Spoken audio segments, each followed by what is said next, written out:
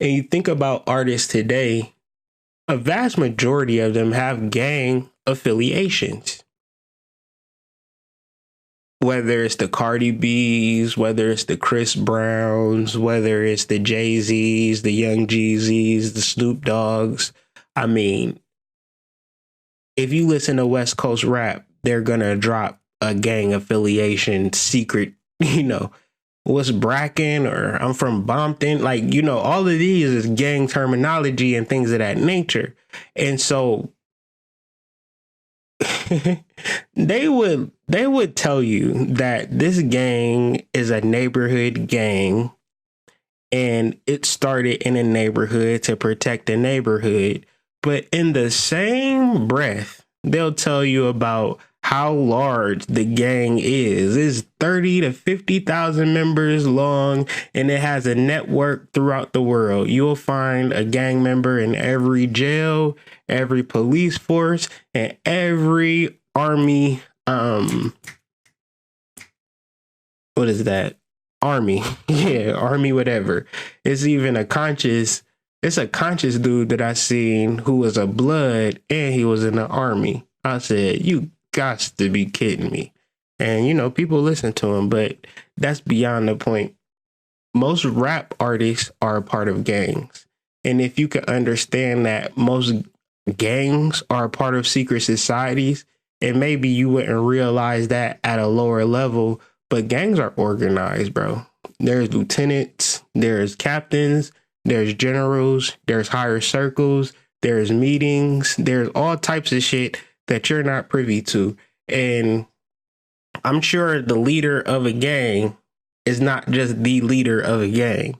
Like, he has to have a different connection or a connection to other things. And so therefore, where you have Bloods and Crips, you also have Skull and Crossbones, and you also have the Freemasons, and you have colors red and blue, and then you have this country, and then you have, Britain is known as the Redcoats, and, a lot of different things where a lot of rappers claim red and other rappers claim blue.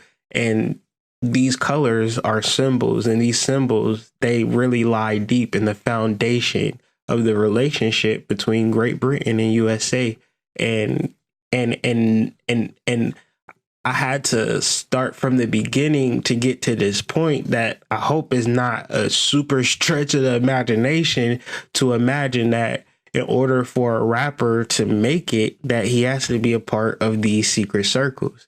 And I'm sure that being presented to a rapper is a choice that one must have to make, especially if he's associated and affiliated with a quote unquote street gang. Like, what is a street gang? Could we say, for instance, for a fact that we know street gangs exist that don't have any higher level or order or connection to secret societies? I can't necessarily say, especially when you talk about drug dealing and you talk about guns. No drugs are created and manufactured in the United States except weed, and no guns are being made here, really. So generally, and we're not going to the gun store buying guns like that. We're getting those guns given to us. Throughout history, you've heard about governments funding particular factions and other forms of government forming other factions so these factions could war. You hear about that in the Iran-Contra, and this Iran-Contra actually funded the drug war, actually funded the drugs. So if the CIA is a part of Iran-Contra and the Iran-Contra helps fund the gangs with the crack epidemic and all of that, do you think the CIA wasn't privy to the street gangs? You think they just knew about the shit that was going on in Iran and Contra and just overlooked, some street gangs and just allowed them to grow based upon networking and business savvy? I don't think so.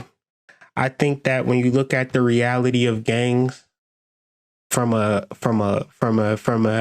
eye to eye level, gangs have ruined families, lives, and communities. And I don't find nothing about them that deserves to be sensationalized. They evoke and provoke fear in the community, and brotherhood could be established outside of colors, in my personal opinion.